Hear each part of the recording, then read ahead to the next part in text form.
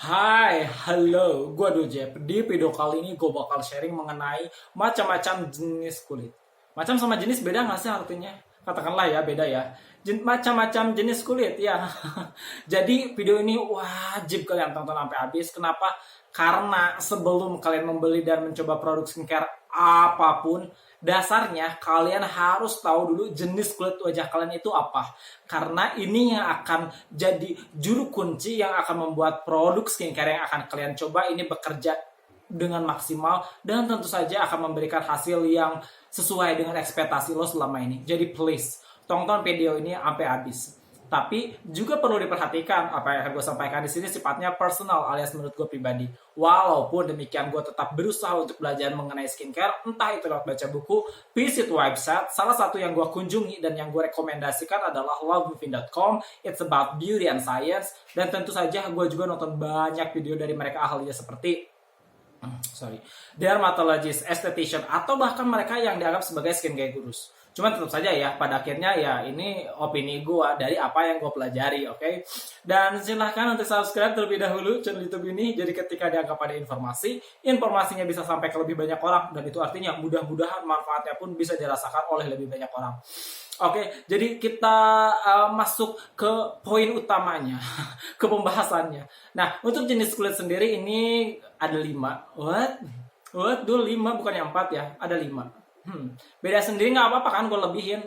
Biasanya kan kita suka lebih-lebih kan. Nggak juga sih sebenarnya. Ngomong apa? Oke, jenis kulit itu ada 5. Menurut gue. Menurut apa yang gue pelajari. Yang pertama adalah jenis kulit normal, yang kedua adalah jenis kulit berminyak, yang ketiga adalah jenis kulit kering, dan yang keempat adalah jenis kulit kombinasi, yang terakhir atau yang kelima adalah jenis kulit sensitif. Iya. Dulu bukan sensitif kondisi ya, bukan jenis ya. Wait, nanti gue jelaskan di akhir ya. Oke, kita ke jenis kulit yang normal dulu. Nah, untuk jenis kulit normal ini sebenarnya jenis kulit yang aman dalam artian dia tuh apa ya, ideal lah ya dari segi ya dari segi kulitnya dia ideal dalam artian dia tidak terlalu berminyak dan tidak terlalu kering. Dan biasanya jenis kulit ini akan lebih apa ya,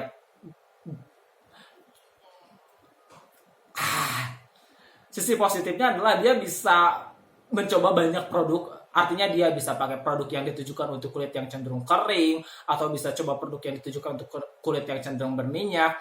Intinya memiliki banyak banyak keuntungan lah ya. Cuman bukan berarti ketika kalian punya jenis kulit normal, kalian akan terbebas dari yang namanya masalah kulit. Yang namanya masalah kulit adalah hal yang sangat umum. Entah itu jerawat ataupun bahkan juga kulit yang kusam. Apakah memang wajib ketika kulit wajah kalian jenisnya normal dan wajib tetap pakai skincare? Ini sangat bergantung. Bahkan ketika lo jerawatan pun, ketika lo nggak butuh skincare, lo nyaman dengan jerawat lo, ya lakukan apa yang menurut kalian baik dan apa yang membuat kalian nyaman. Tetapi dalam hal ini ketika kulit wajah kalian jenisnya normal dan kalian tetap butuh skincare. Kenapa gue bilang butuh skincare? Ini akan lebih kepada preventing atau mencegah masalah yang mungkin muncul di kemudian hari.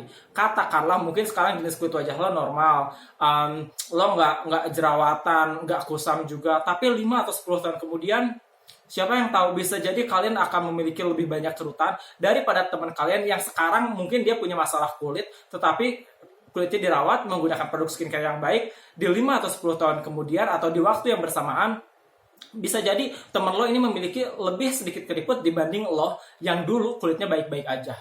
Jadi silahkan tetap menggunakan skincare supaya untuk mempersiapkan atau untuk menghindari kemungkinan masalah kulit yang bisa jadi timbul di kemudian hari.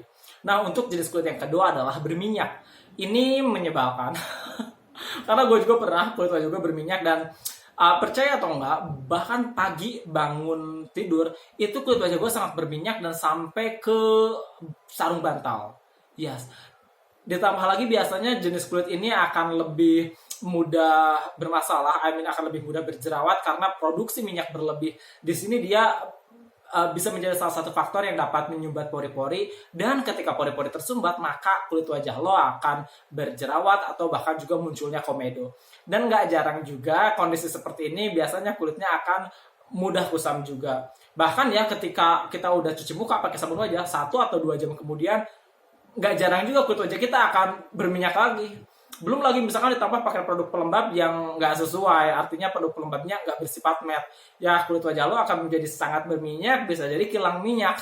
Jadi ketika kalian memiliki jenis kulit seperti ini, silahkan gunakan produk-produk skincare yang sifatnya mattifying.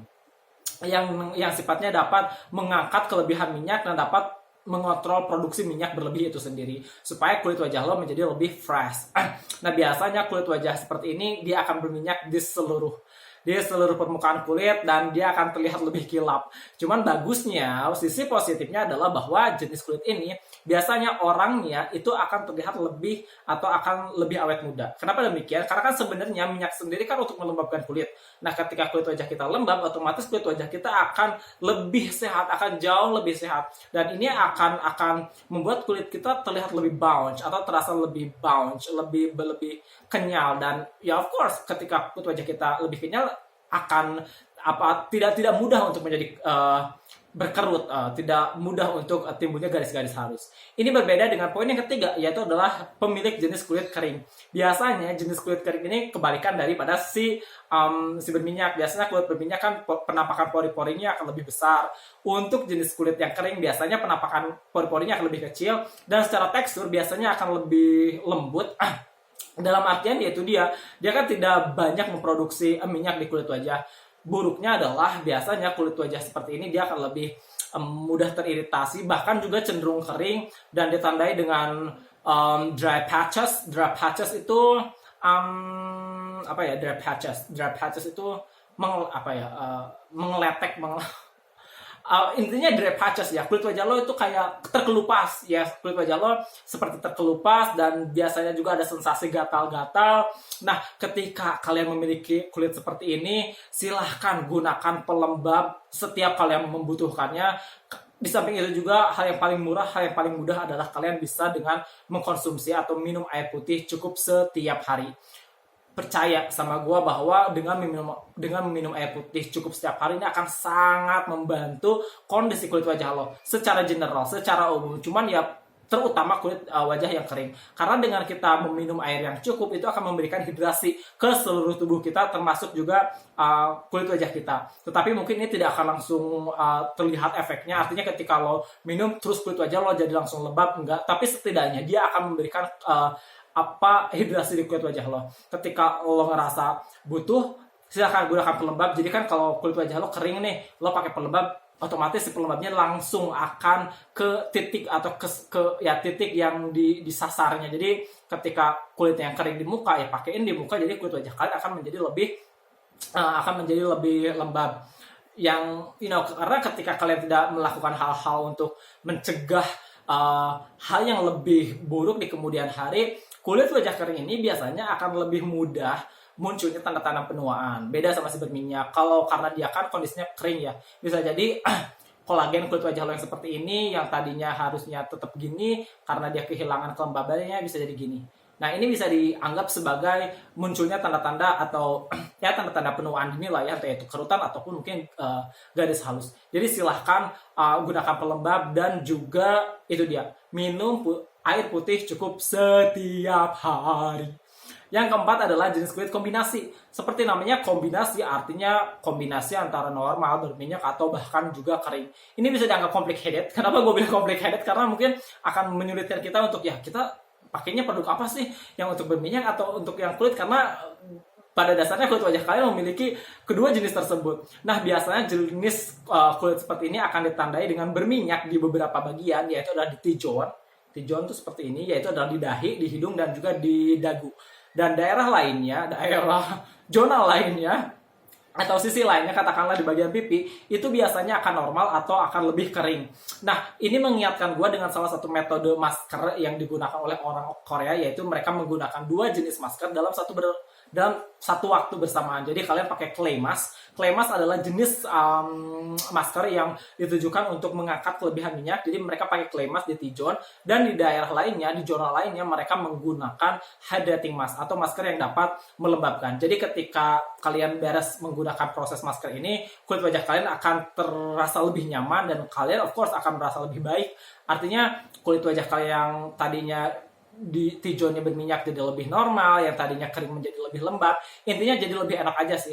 Dan mungkin yang tadi gue bilang akan lebih membingungkan kalian mencari produk yang seperti apa. Cuman yang namanya hidup termasuk juga jenis kulit memiliki kelebihan dan kekurangannya masing-masing. Nah, untuk yang terakhir adalah jenis kulit sensitif. Dul, kenapa? Ini bukan kondisi. Kenapa lo mau masukin ke kategori jenis kulit?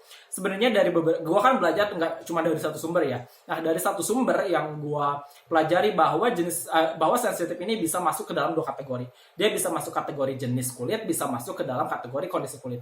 Dalam hal ini tentu saja gue kan mau ngomongin tentang jenis kulit ya. Jadi jenis kulit ini biasanya memang disebabkan oleh genetik. Artinya orang yang memiliki jenis seperti ini sudah bawaan lahir, katakanlah seperti demikian ya. Salah satu faktornya itu dari genetik. Bisa membaik, tentu saja bisa membaik. Kalau kalian punya akses, silahkan datangi dokter kulit ketika kalian memiliki masalah kulit ini. Tapi kalau tidak, kalian bisa mencari informasi yang dari sumber yang relevan sebanyak-banyaknya di internet untuk nge-treat atau untuk treat your skin itu supaya keadaannya tidak memburuk. Biasanya jenis kulit ini bisa dianggap yang paling rumit penanganannya. Artinya gini, dia akan lebih mudah sensitif, entah itu mungkin terkena sinar matahari, kulit wajah lo akan lebih memerah terkena sinar matahari, akan lebih mudah gatal, atau ketika lo pakai produk skincare baru, kulit wajah kalian jadi breakout atau jadi berjerawat. Intinya bisa dibilang rumit. Dan ketika lo harus membeli produk skincare pun nggak jarang bahwa harganya bisa jauh lebih murah daripada produk skincare yang ditujukan untuk jenis kulit di luar daripada jenis kulit sensitif. Artinya ya mungkin ya kan nggak semua orang budgetnya pas ya dengan masalah kulit yang sedang mereka alami. Jadi ketika kalian memiliki jenis kulit seperti ini, artinya kan barrier skin atau lapisan kulit wajah kalian ini sebenarnya dia tidak bisa bekerja optimal sebagaimana harusnya, sebagaimana si jenis kulit normal. Cuman ya tetap aja pada akhirnya ketika kalian memiliki akses untuk menangani jenis kulit seperti ini, ya lakukan semaksimal mungkin. Tetapi ketika kalian merasa bahwa kok masalah kulit wajah gue tuh kayak masih banyak ya, terus gue udah ngelakuin itu kok masih belum kelihatan ya hasilnya. Percayalah, akan ada masanya, akan ada waktunya. Hal yang harus kalian lakukan adalah terus berusaha dan bersabar, karena pasti ada hasilnya. Percaya sama gue. Dan hal yang paling penting juga adalah kalian harus menjadi orang pertama yang menghargai dan mencintai diri kalian terlebih dahulu sebelum orang lain. Karena nggak ada yang bisa memberikan hal tersebut lebih daripada diri kalian sendiri. Tetap positif, kalian harus tetap berpikir positif, lakukan yang terbaik, dan ya, everything is gonna be okay. Itu dia. Gak enak banget ya closingnya. Itu dia video kali ini. Gue sangat berharap ada informasi yang dapat membantu dan bermanfaat. Ini video wajib untuk kalian share ke orang-orang yang menurut kalian tak mesti tahu, dan ke orang-orang yang kalian kasihani. Asik. Kalian juga bisa sharing dengan komen di bawah atau bahkan DM Instagram _Kang Adul. Jangan lupa follow dulu. Dan ya, jangan lupa subscribe untuk membantu mengembangkan channel YouTube gue. Mohon maaf atas segala kekurangan dan kesalahan dalam video ini. Bye-bye. Bye.